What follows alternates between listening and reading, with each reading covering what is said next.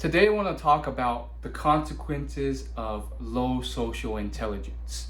A lot of people are talking about social intelligence these days, about how it's really important for navigating social situations, getting promoted, succeeding in life, being attractive in the dating market.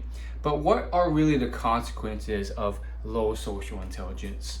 Well, our ancestors, especially if you go far back enough, low social intelligence sometimes led to their death or exile or no food or being on the very bottom of the social hierarchy, which can lead to starvation or just struggles with your basic needs, food and lodging. But nowadays, can it really lead to that level? Yeah, maybe if you're extremely socially retarded or just mentally retarded, but what if you're below average?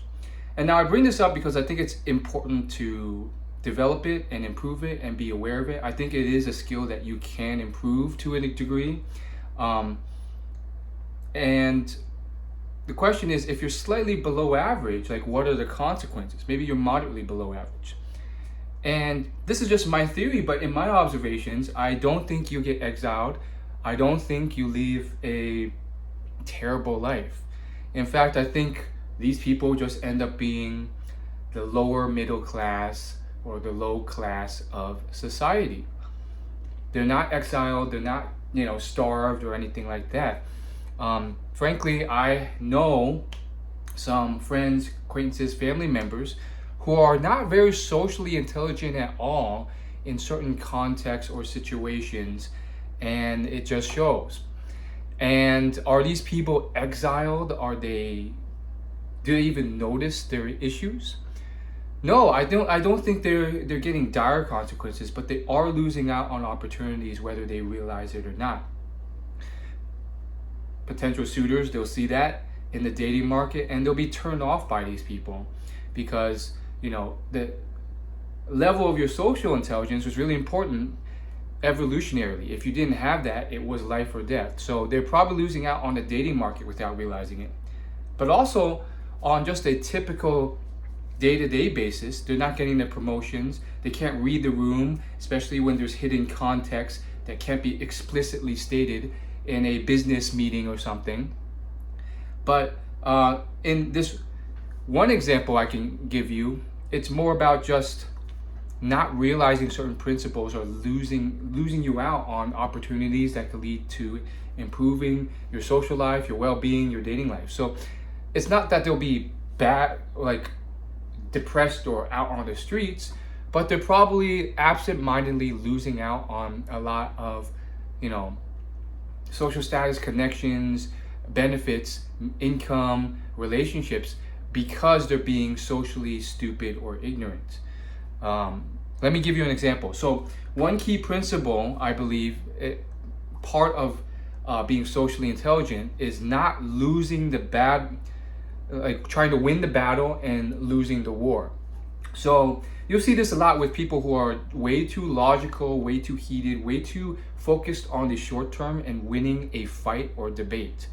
And in the long term, they're just so kind of nerdy, engineering, almost a little bit Aspergery, that they get so heated into the fight that it turns off their date or it turns off a potential friend to the point where they're like, oh, this person's way too weird, way too heated, and yeah, I'm not gonna hang around this person. I'm not gonna invite this person out any further.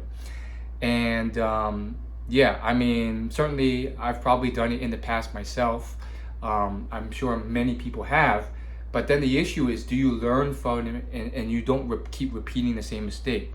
There's this one person I met recently. I wouldn't say is a good friend, but an acquaintance. And that's what happened. So long and short of it is, I invited this person out with a bunch of other friends to see a show, a concert. And the long and short of it was just way too much of a hassle where this person went way back and forth across multiple messages, texting essays about, oh, you should have done it on this day instead. Oh, you should have planned the rows in advance. Oh, you didn't mention that you changed it to this row. And then I pointed out in the screenshot, yes, I did. You just missed it. But I was patient a bit flustered and angry, but patient. And when this went on for 10 to 20 long messages where you're just going back and forth, oh, you should have been more careful, oh, you should, criticizing too, not, which also indicates a lack of social intelligence, because if you read How to Win Friends and Influence People, the worst thing people like hate the most is criticism and just picking at me. Oh, you should have done this, you should have been more prepared in this, and not even being cognizant that this is rubbing me the wrong way, and then probably leading to her not getting invited out another time. So long and short of it is, this is one of a few examples of people I've run into who are not socially aware. And I'm not saying I'm a master of this craft. I'm saying I'm someone who's, you know, trying to be more aware and improve in this area. But it just goes to show you how people are just being overly focused on something to the point where they're too analytical, too logical, maybe too flustered with other things in their life. So they drill down on this, and trying to win a battle, and not even winning that battle, just being super particular about this thing, and then losing the war. So in this example, it just ended up being incredibly a hassle for the organizer, and to lose sight of the fact that I'm organizing this whole thing, inviting them to an opportunity. But, you know, keep in mind, I also did make acknowledgments. I do think as the organizer, I could have been more clear, more communicative, and all this stuff, and then got better results and reactions. But even then, especially if this person is just someone I don't know as well, and they would be so lucky to be invited to something like this with me in the first place, and I have no particular significant interest in inviting them. Now they've just lost out on all future events and opportunities by doing this, and oblivious to that fact, because they're not socially aware enough to put two and two together, that, oh, maybe my hassling of this person and being like this is causing all that to go astray. So in your own dealings, think about that. Some people are always constantly aware of this, the more neurotic people, and they're, you know, maybe even people pleasers and go very far in this direction. But you know, there's a certain complexity to social intelligence where, you know, you don't want to be too neurotic, too people pleasing, but you don't want to be completely ignorant or oblivious either, that you're just blind to the trail of mud you're waking. And so that's what you got to look for in life. And there's so many other instances of acquaintances, friends I know, who are just blind to these things. And not saying I haven't been blind to and a mess too in certain ways, but it's just really funny, you know, seeing people like, you know, there's another person I know, and he was just being really disrespectful, almost mocking, making fun of this rap music when he was in this area. So he's basically like not from the US, so he's not used to like dangerous areas or like ghetto areas or rap.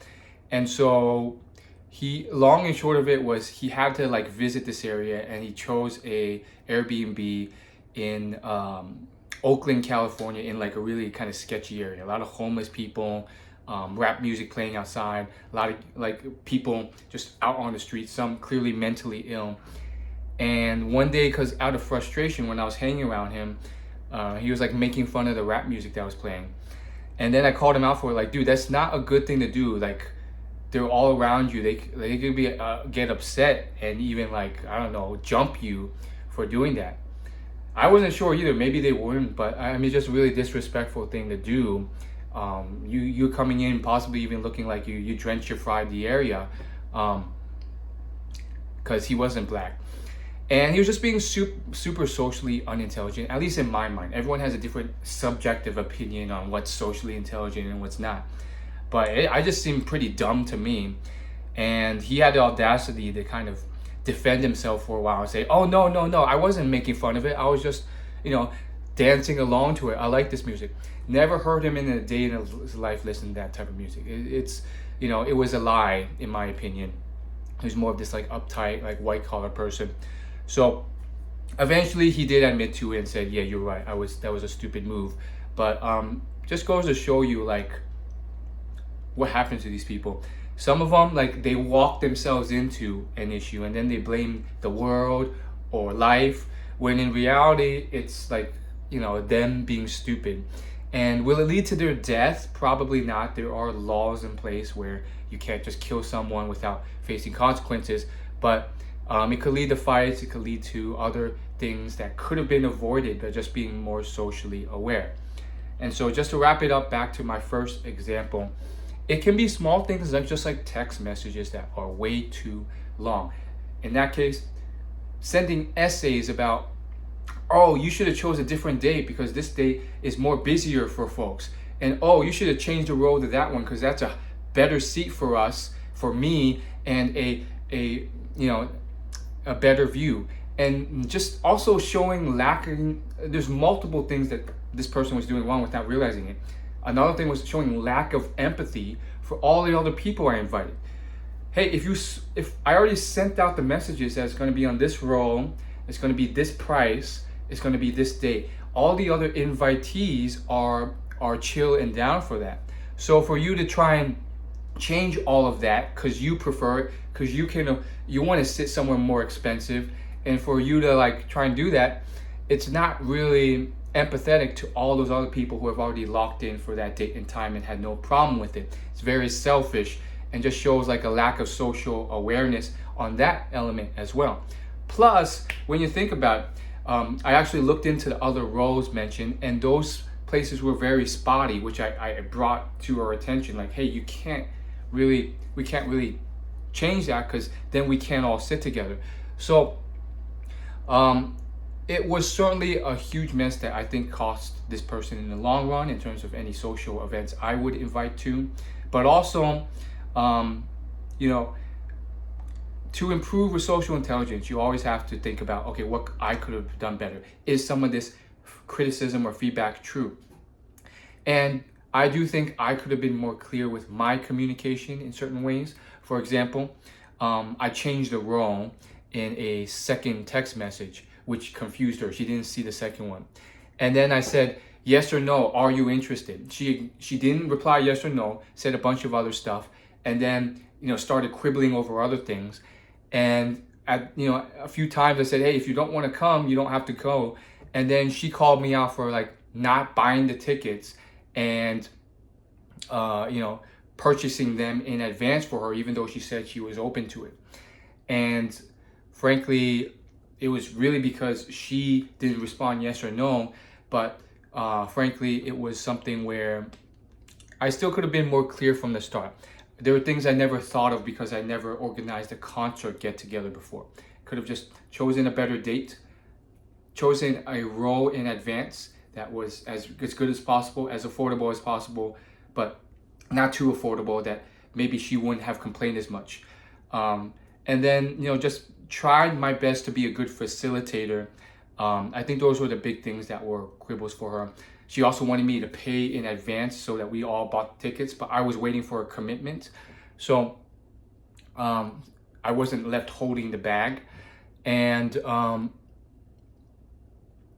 it was just a mess. So don't be like that person. Don't try and win a battle or quibble over a battle and lose the war.